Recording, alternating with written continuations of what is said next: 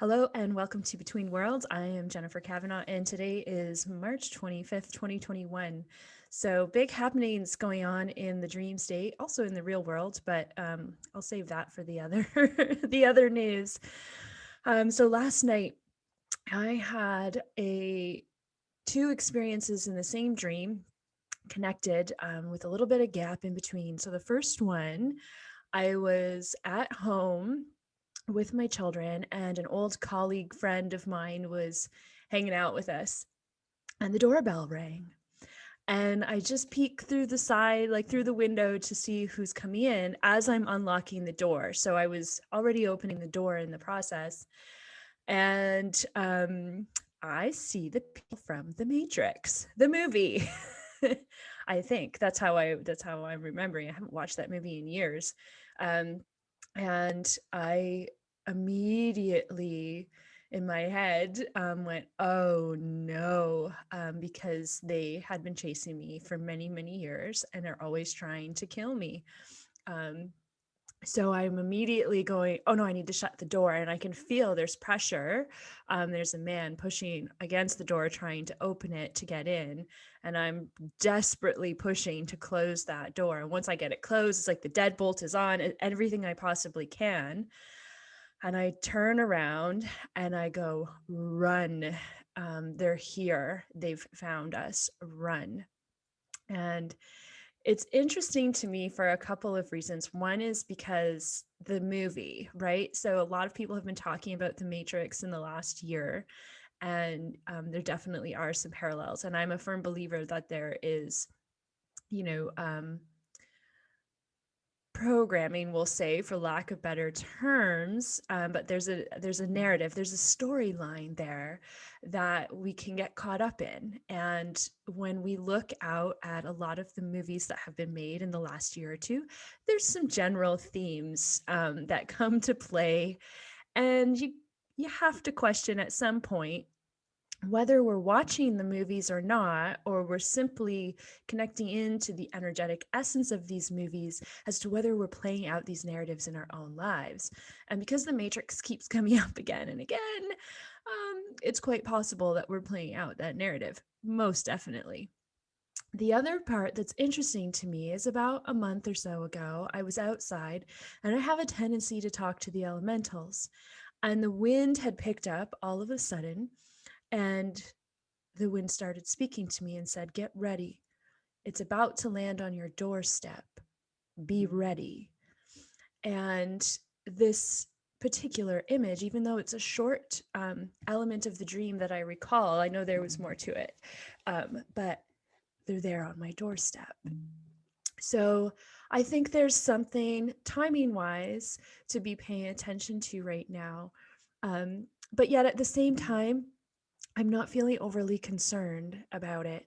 I did wake up feeling with a little bit of fear. And I sat in meditation upon waking, and I thought, you know what do I want to do with this energy? I don't really want to leave them on my doorstep. So I used some light and I simply dissolved the beings, and I asked Creator to pull them out of this atmosphere if they didn't belong here. So there's that waking state when we first wake up, those first few minutes, that can also be critical to kind of finish out the dialogue, to decide, do I want to stay in this narrative or not? Do I want to be in this story? Because maybe I don't. Maybe I want to make up my own story, remember the choose your own adventure, but I don't even want to be in one of those where they're picking the paths for me, because I kind of feel like that's what we're playing out on a global scale right now is, here you can choose path A or path B, but really we want path C, which is all our own. So keep that in mind.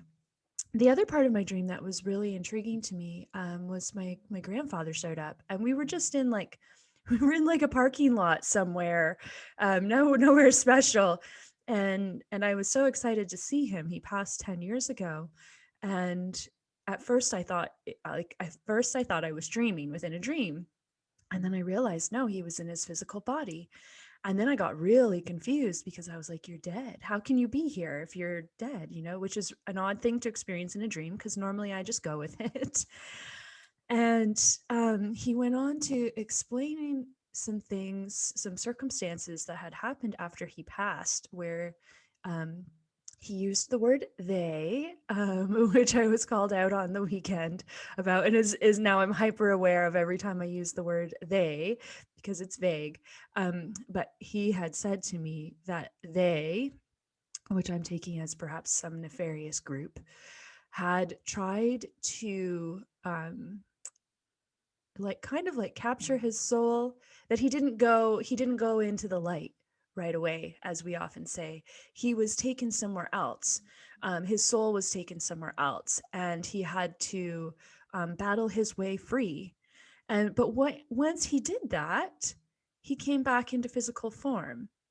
So it wasn't like he was free to now go to creator or heaven or whatever our belief system is about what happens afterwards, but he actually came back into physical body, and now he was free in physical body, which is really interesting.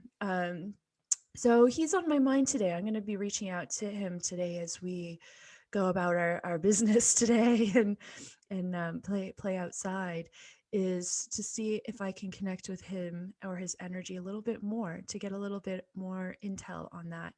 Um, because I know there's some interesting things going on behind the veil, in some of these other dimensions. So it's possible that something is there, and I've always felt very connected to him. And in fact, I did some work with him around the solstice, the winter solstice, and one of his old pictures of him just sitting on a chair happened to resurface around that time. And so it's just been sitting on my fridge. So every day I kind of look into his eyes and I'm like, what do you know? You know more than what you told me when you were alive. So maybe you can share some now, because we could usually definitely use a little bit more information. I also wanted to share, I had a lovely virtual distance healing session with someone named the Rooted Healer locally here. And I just wanted to share a little tidbit as I kind of relaxed into a meditative state while she was doing all the work.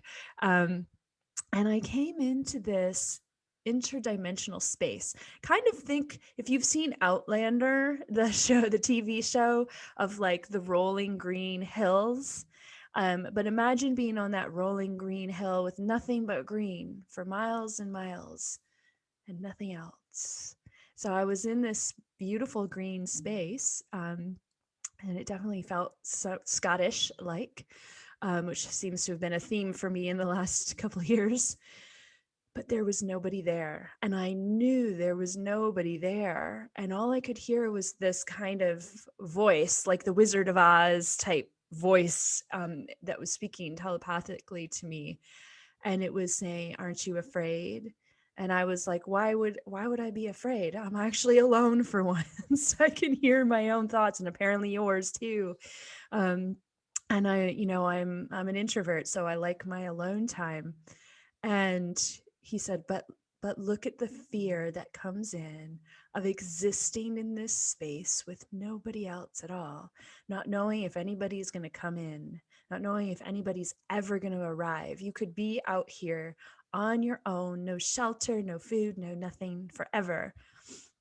And I was like, okay. Why am I here then? Why are you showing me this? Because it felt like one of those spaces, those in between transitionary dimensional spaces. That's what it felt like. And if you've read the Narnia series, in the first book, they go to this like interdimensional space where it's just a forest with pools, and you have to jump in the pool of water to get to the other worlds. So it kind of felt like this space. There was no time, nothing was really going on, and you're just waiting. And this is what I heard, as they said, once you arrive into these new dimensional spaces, some people call them frequencies, whatever you want to term them as. I don't necessarily have the science behind it yet. Um, but when you arrive, there's a chance you might be the first one to arrive. And so when you first arrive alone, it might be a little bit scary. It might feel like you're the only one that's existing there, and it might feel like nobody is ever going to join you. But as other people find this space, this world, this dimension, this frequency, they'll suddenly just start to appear. And it was kind of Star Wars like, and they would teleport of as people moved into that space where I was, they would just start to appear. So it was like they would pixelate to come into focus, and then more and more people came. And as more and more people came, the community just naturally grew. It didn't grow from like 1,000 people all arriving at the same time. It grew one person at a time. And I think it's important to share this because as a lot of us are moving through these dimensional spaces or frequencies in our own lives, it feels very isolating, right? You feel like you reach this point where nobody understands you, nobody gets you. A lot of your relationships are in a funky place, so nobody's really talking to you.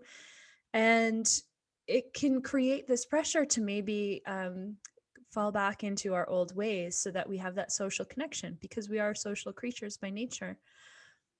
But know that there's others of you out there that are feeling the same. And perhaps we're all just landing on one little acre of land, right? I think they're doing that in Scotland right now, or somewhere over there, where they're selling one little square foot of land and you get the title of like a lord or something like that. But think of it from that energetic space of as each one of us lands in whatever this dimensional frequency is, okay, because I'm not too attached to the 5D label, but that's how a lot of us are describing it these days.